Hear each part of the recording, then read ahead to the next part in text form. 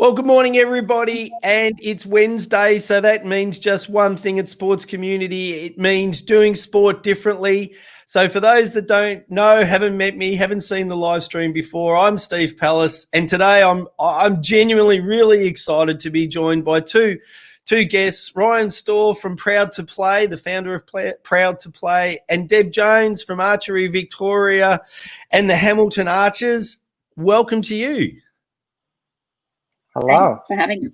And I just broke the first rule when presenting to two people is not to say the name of the person you want to talk first, because that always creates that awkward silence straight after. So, Ryan, I'll start with you. Proud to Play. Do you want to just give us a little bit of background on what Proud to Play is? And you're the co-founder, so why did you found Proud to Play? Yes, so Proud to Play, we're a registered charity here in Victoria, and we are basically a peak organisation for LGBT inclusion in sport. So we have a registered peak body now through Sport and Recreation Victoria, and we basically help the sports sector in terms of sport for development and sport development, in the sense of helping the sector be more inclusive to LGBTIQ plus people. It was very much set up, so a very, very brief background to kind of mine, which I think people on this call will probably appreciate. So I did my PhD within sports volunteers. So I actually looked at how volunteers in community sport clubs respond to diversity and inclusion policies. And I think one of the main things to come out of that research was just the lack of proactive things going on around LGBT inclusion in sport specifically. One of the key things that stood out was that if there were, like, let's say, vilification or physical altercations and things like that, and it would maybe get addressed at tribunals, nothing was ever mentioned about homophobia in particular or transphobia. So there was a big gap kind of in the sector, and it's not necessarily that people didn't want to or people don't want to do work in this space. They very much do. It's just they didn't feel confident in doing this. They'd maybe never engaged with LGBT inclusion. They didn't know what it meant. They didn't know how to do it within the context of their club. So many people might have supportive attitudes towards this work, but they're kind of in a position thinking, well, how do I actually do this? Where do I start? How do I maybe address it? How do I engage with the wider community? And then we kind of went from there. So we started off quite small, and then it's basically gone from strength to strength. And I think it's a testament to the sport community and the volunteers who run these clubs. They want to engage and they want to be reflective of the communities that they serve. So we're kind of just like a hand-holding organisation as such that will help organisations and clubs be more inclusive and actually attract and grow their sports and clubs to a wider audience, because we know from research sport hasn't always been welcoming towards LGBT plus people. Well, and that we were talking before we went live that was a real surprise to me, and I started to learn about this, the journey of LGBTI plus people, when I started to read some research in 2014 that came out of Canberra about the experiences that clubs were creating consciously and subconsciously, and it just didn't match up with the experiences that I'd grown up in. So, Deb, you come at it from a couple of different angles, as being the peak body overseeing a whole group of, or whole state worth of clubs, and also at the club level. Why was this program that we'll talk about in just a moment, but why getting involved in a very much an inclusive program such as the Proud to Play program and resources? Why did Archery Victoria take the step into the program? I think Ryan sort of hit the nail on the head before when he talked about wanting their clubs and their sports to be representative of the community that they're immersed in. That's very much true of us. And in particular, archery is a sport that we've recognised for years, and in our recruiting, I guess, in our attempts to get more people involved in archery, we recognise that we have a lot of capacity to be incredibly inclusive. There are para archers, there are blind archers. Yep. You can participate in it at all ages. And so from that point of view, I guess inclusion has been very much front of mind for us in trying to expand our membership.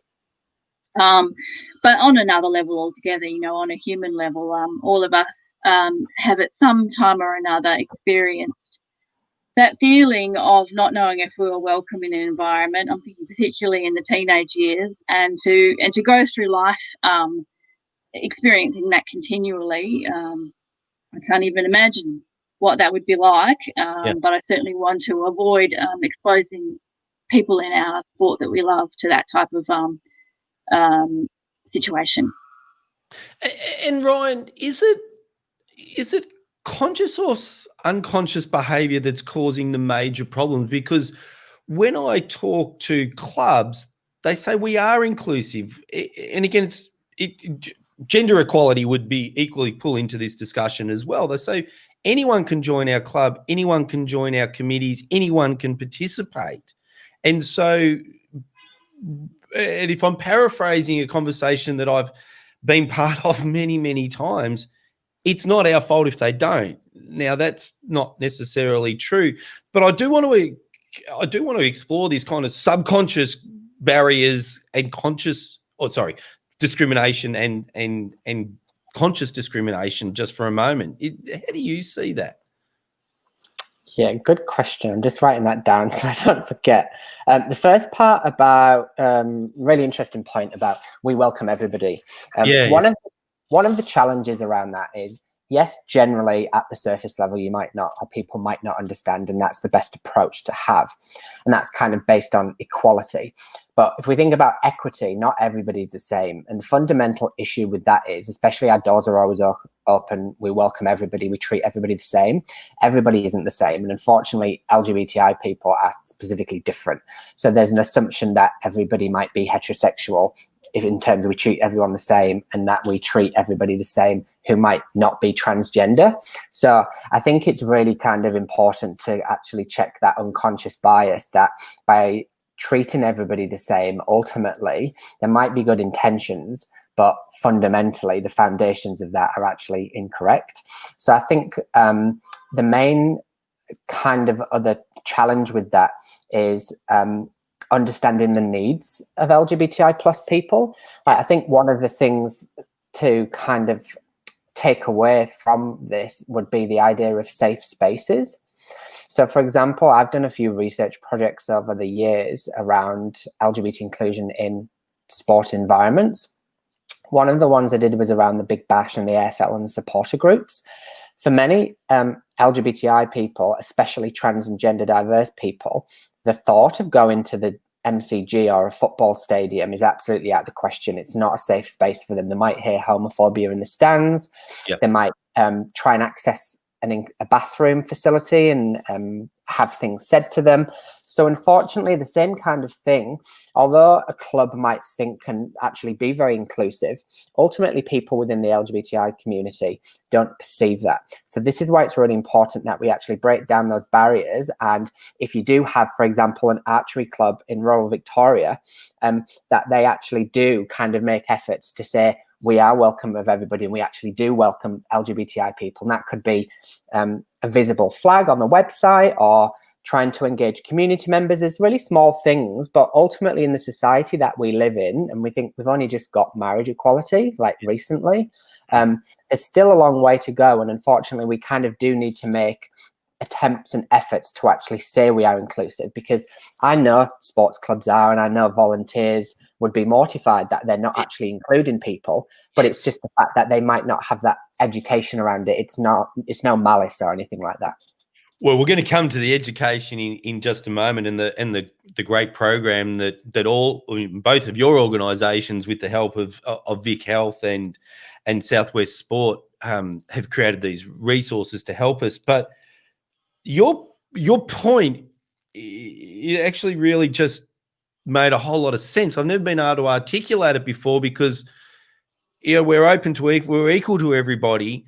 But what you said, by being open and equal to everybody equally, that is what has created the barrier to the community that has created the environment where they're not safe. And that realization that they do have needs that are different to what their traditionally club participants have got. That is the key. I think the key message out of even today's session is that all people aren't equal and they do have different needs. And I think that's to recognise that's really important. Yeah, and I think ultimately that's where like we have things like Pride Games, and there's an organisation who we work closely with, Pride Cup, which is a celebration of diversity. So for many years, LGBT people will have had significant shame and societal shame about being LGBT. Whereas we're kind of trying to flip the script and actually thinking by hosting these events and things, it's actually celebrating. So yes, we are different and somebody who is LGBT is different, but we're celebrating that and we actually see that as a strength within our club or our community sports club. So in tackling it's an education discussion, isn't it, really? Because as you say, the volunteers are mortified to realise that the behaviour that they're doing in good faith is actually creating by and large, if we exclude blatant conscious discrimination, and that's just unlawful, but if we create the education, and then people will go, oh, okay, then they're by and large happy to adjust. So the resource, I love the fact that you've created a suite of resources, but you just didn't create them by yourself. You engaged VicHealth, Southwest Sport to help get the sports perspective, which then brought you back into the discussion, Deb. So when did you come into the equation of developing these resources, which we'll introduce in just a moment? Okay, so I was one of those, a number of people that Southwest Sport reached out to assist with having a look at the pilot e-learning resource, I guess going through and doing the modules in the form they weren't quite complete at that stage, and then giving our feedback on what we thought about the module generally, and I was incredibly impressed with it at that point in time, and it also really opened my eyes to a lot of things that needed to be done in our club and in our organisation, and some opportunities. So I've brought up while you've been speaking, Deb, the Proud to Play. So Proud, #2 play.org.au. Oops, I'm not on the homepage there. Let me take you back to the homepage. No, that is the homepage. Oh no. Oh, yeah. That's the homepage. And then on one of the tabs is the resources tab, which there's a lot of resources there, Ryan, that you've developed. But the one that's the real feature resource is the online training module. So tell us about the online training module. Who should be taking it? Why should they be taking it? And what will they learn from taking it? Better write those three things down too. I should start to ask questions one at a time, shouldn't I? Sorry. Well, yeah, a really important point that was just made around a lot of our work is through partnerships. Like, yes, we're an organisation, but we do everything in partnership with organisations.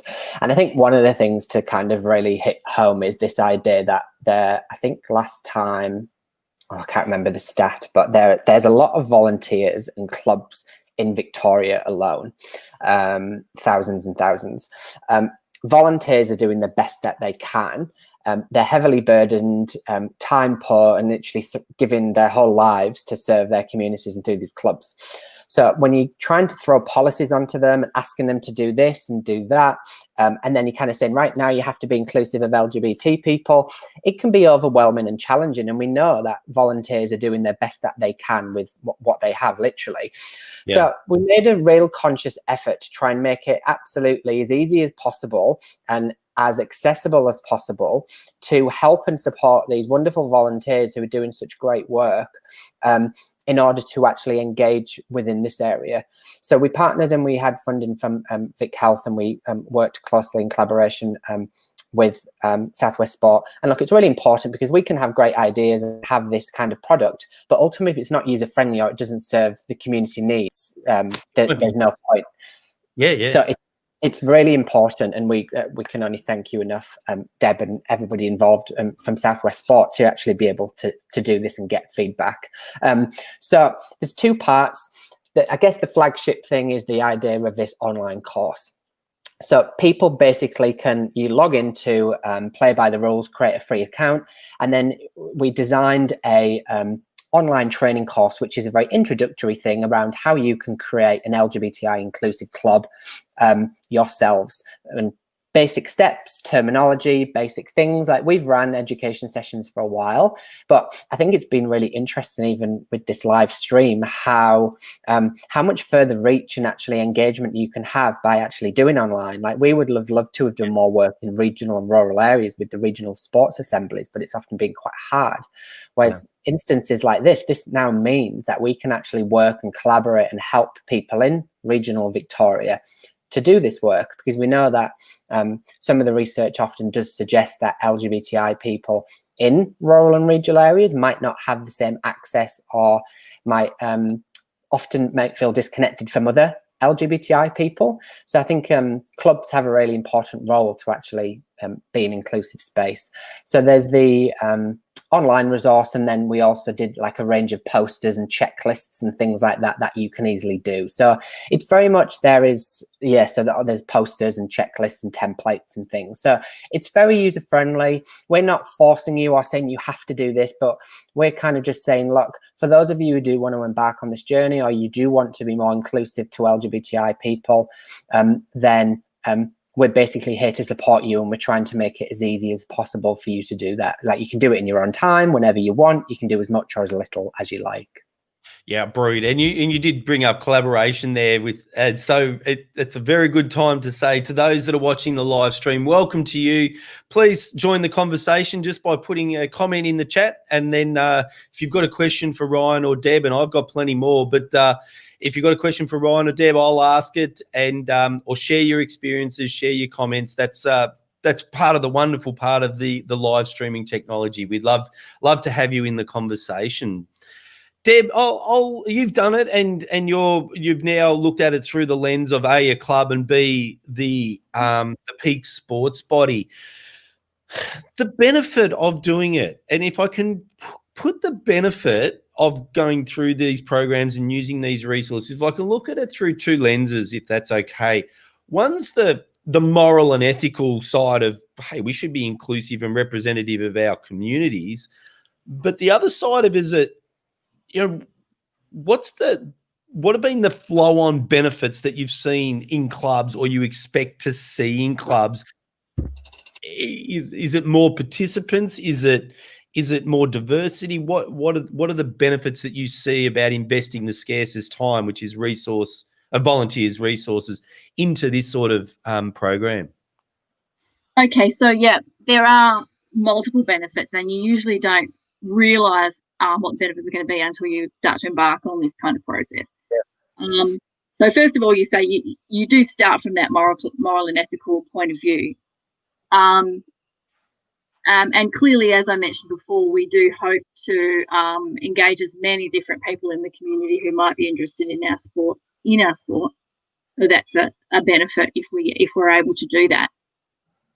But there's more to it than that. First of all, some of the changes that you might make within your clubs in particular, but also within your some of your aspects of your organisation, may more broadly benefit many participants than simply the community that you're trying to include. I'm thinking here particularly around facilities. As I've observed in the past, when I was a young mother, facilities that were designed for the disabled usually helped mums with prams. Facilities that are designed to make toilets, for example, safer and more accessible to the trans community usually make them safer and more accessible for parents also, because the gender subdivision causes us lots of issues and sometimes makes those spaces dangerous for people that are cisgender. Then another benefit in our particular sport, we're a small sport. We're a really B sport, maybe a C sport in Australia. And in our sport, we have a small number of participants overall in the competitive space.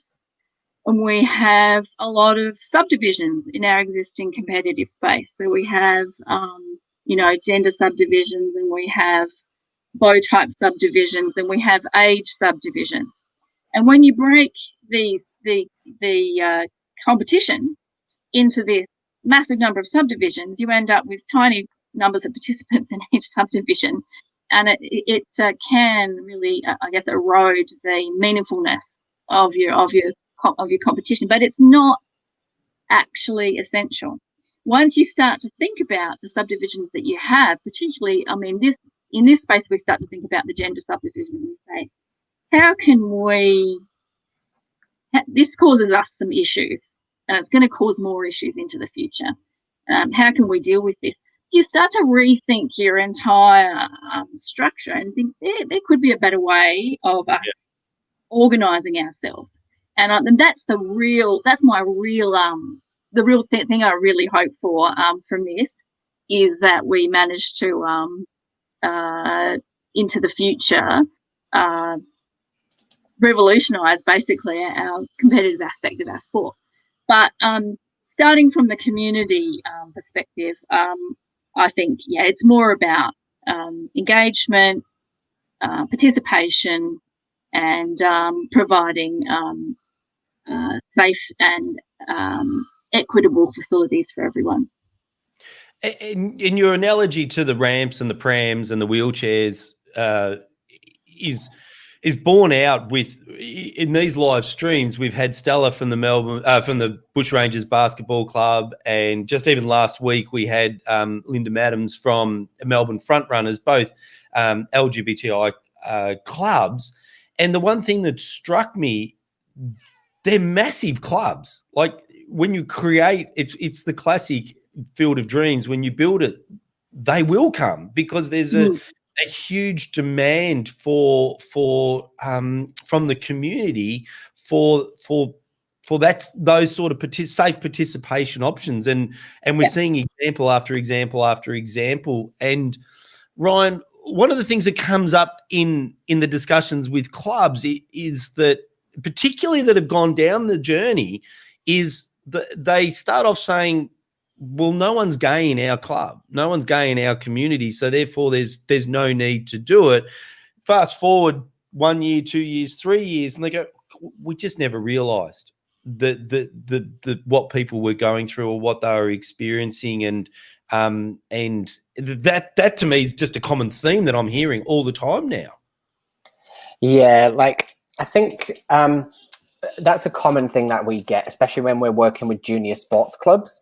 But just for context, the main perpetrators and those who enact homophobia are teenage boys. So that's a target that is obviously problematic, and they're going to be in junior sports clubs. So often we kind of will, try and have some discussions around how we can actually do this. I did a recent research project that shows PE is still a very hostile environment for young LGBT people. And people might often say, yeah, we don't have any gay children or anything.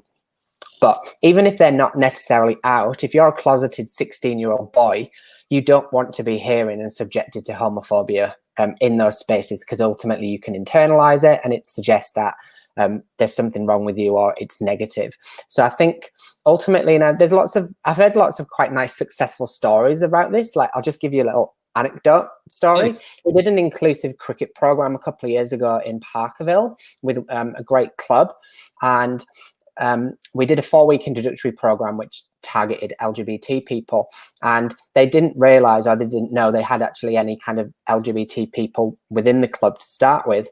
But then after they did it, they actually had a rainbow family, 2 mums come forward and say, oh, we've actually our son plays at the club, but we've never really felt that we could come down or we weren't sure.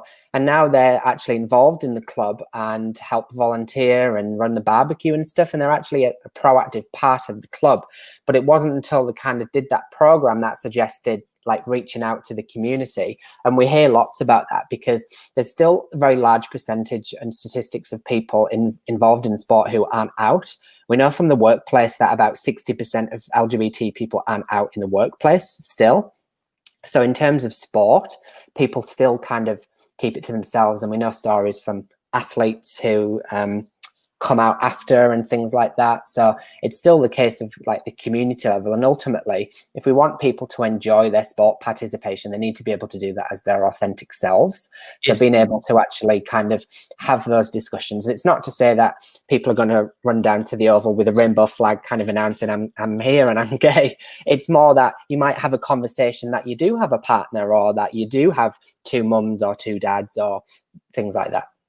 Well, and one of the great resources, I'm just going to bring the screen back up, is the checklist that you've created. And just running through the questions on the checklist, and I won't run through them all, but it goes to the heart of the subconscious or the unconscious, subconscious bias. You know, when people at your club hear homophobic or transphobic language, even understanding what that is going to be new for a lot of people, because language that we've always used is now absolutely understood to be unacceptable. And well, let me rephrase that, is having a really negative consequence on groups of people, and so therefore unacceptable.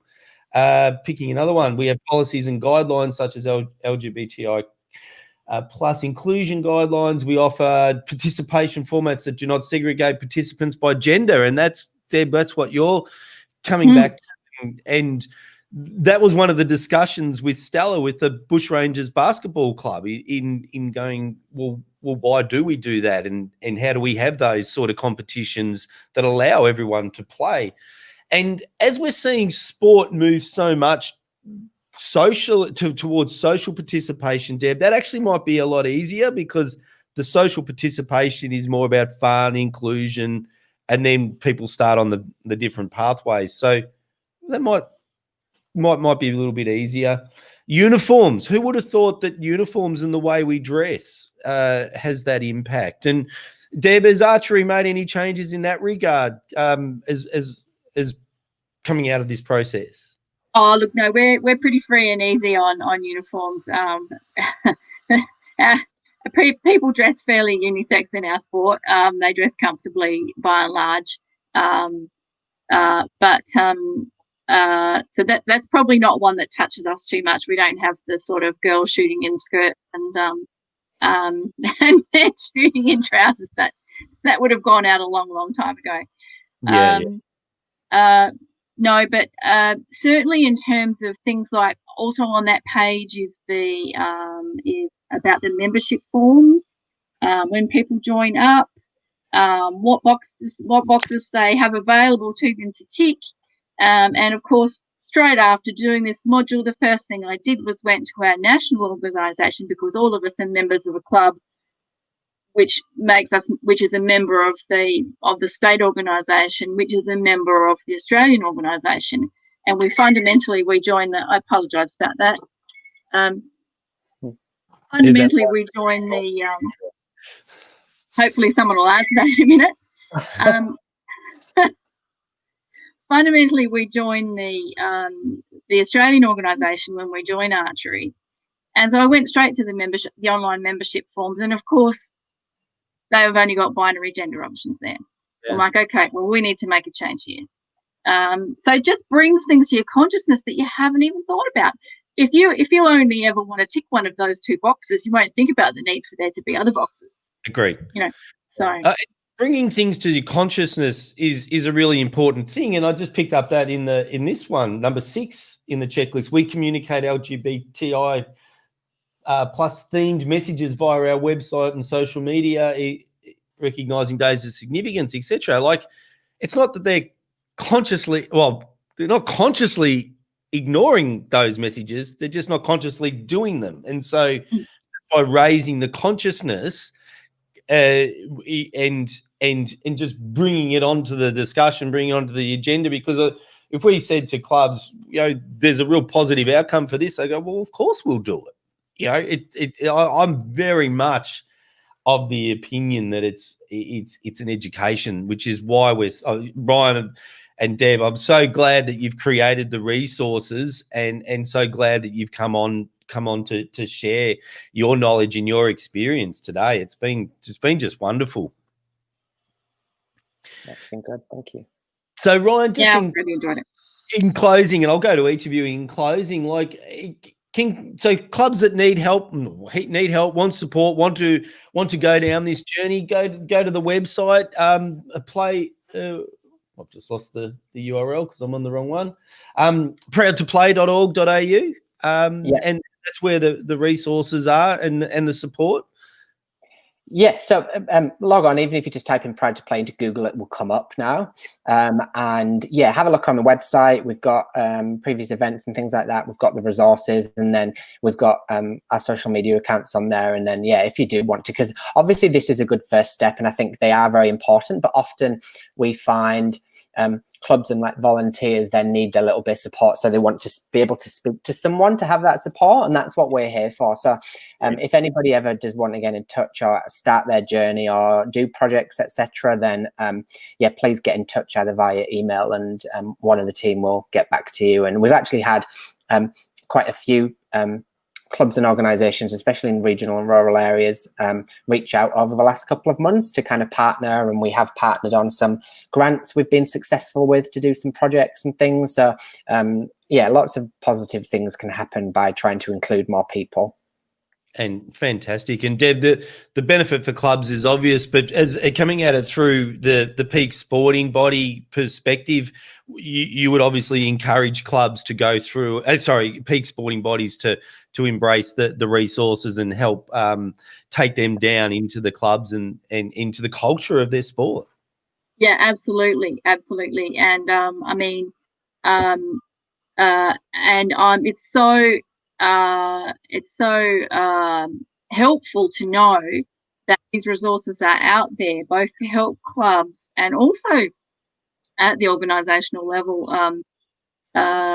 where sometimes there are questions over how to best assist people in maybe the trans space to participate in your sport.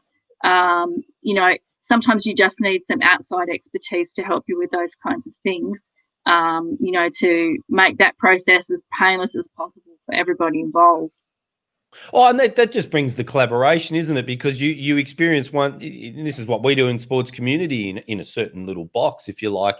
You experience create one experience, and then you can just apply that learning over and over again without having to go through the challenges that created the experience. So, and Ryan, that's what Proud to Play does. It brings all those experiences together so that we can take them out to our community. So Ryan Storr, thank you so much. Deb Jones, thank you so much for joining us here on the Sports Community live stream today. Thank you.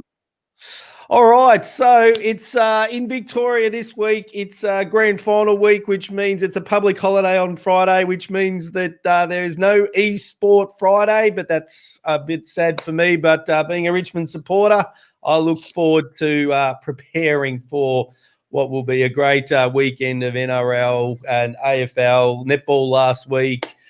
Lots of other sports coming through winter sports coming to their finals, which will be great. So until next week, I'm Steve Pallas. Ryan and Deb, thank you very much for being part of our sports community.